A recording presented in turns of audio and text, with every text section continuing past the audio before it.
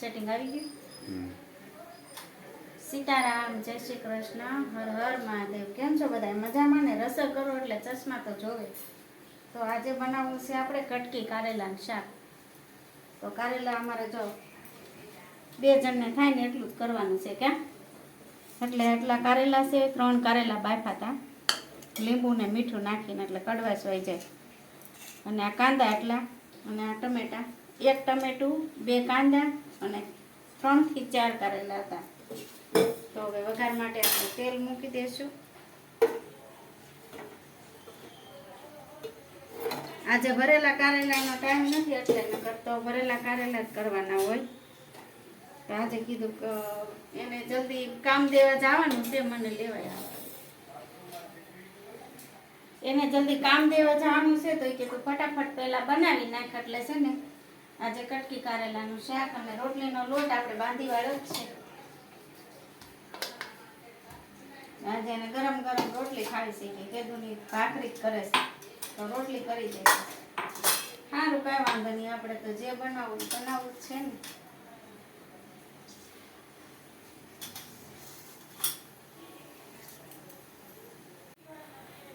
તો રાઈ કકડી ગઈ છે અને હવે જીરું નાખી દઉં.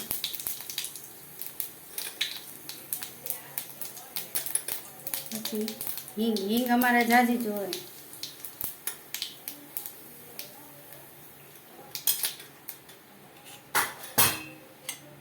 પછી ટમેટા કાકડા નાખી.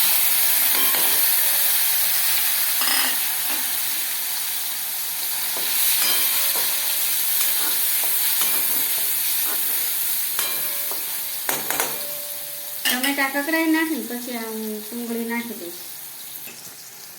હવે આપણે નાખશું ટમાટરની ડુંગળી, કાંદા.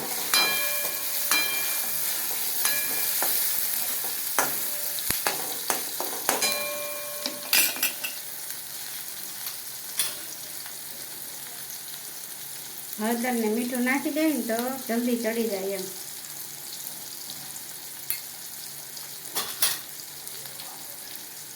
અને સ્વાદ પ્રમાણે મીઠું નાખીને તો આપણે બાફા દઈએ. આ વખતે અલગ રીતે બાફા. મેં જરીક લીંબુ નાખી દઉં ને તો ખટાશ કપાઈ જાય, અને અલગ ખટાશ શું કડવાશ કપાઈ જાય. અને પછી સરસ રીતે ધોઈ નાખ્યું. એટલે અને વરસાદ ચાલુ છે એટલે પછી કાંઈ કોથમરી લાવ્યા જ નથી. કા તમારે કેવો વરસાદ છે? અત્યારે જો આ ઊની રોટલી ને કારેલાનું શાક ખાવાનું છે.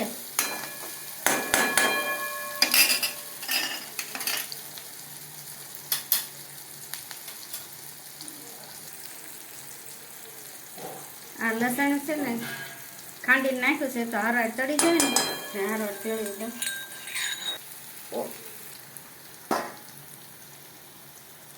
હવે નાખી દઈશું આપણે કારેલાની કટકી.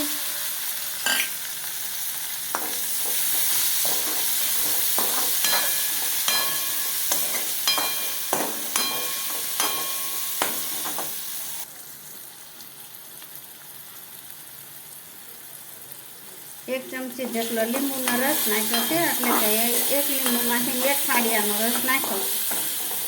અને હવે નાખશું થોડીક ખાંડ. અમારે એને ખાટું ગળ્યું બહુ ભાવે, ખાટું મીઠું.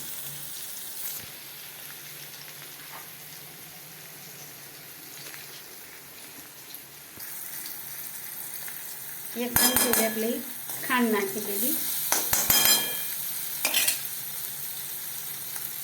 હવે નાખશું ધાણા જીરું પાવડર 2 ચમચી.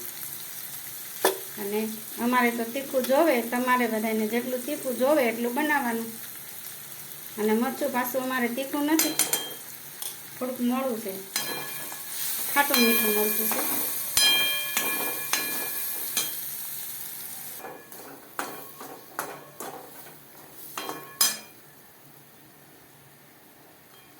જો હવે અમારે શાક થઈ ગયું છે રેડી. અને આપણે રોટલીનો લોટ બાંધી નાખ્યો છે, અને હવે રોટલી કરવાની રહી બાકી. તો હવે રોટલી હું કરી નાખું, પછી હિરેનના પપ્પા જમવા બેસી જાય.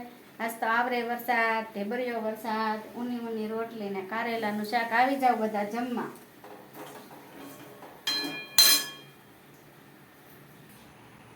ચાલો જો અમારે હિરેનના પપ્પા જમવા બેસી ગયા છે. પછી ચાખીને કેવું બન્યું. હે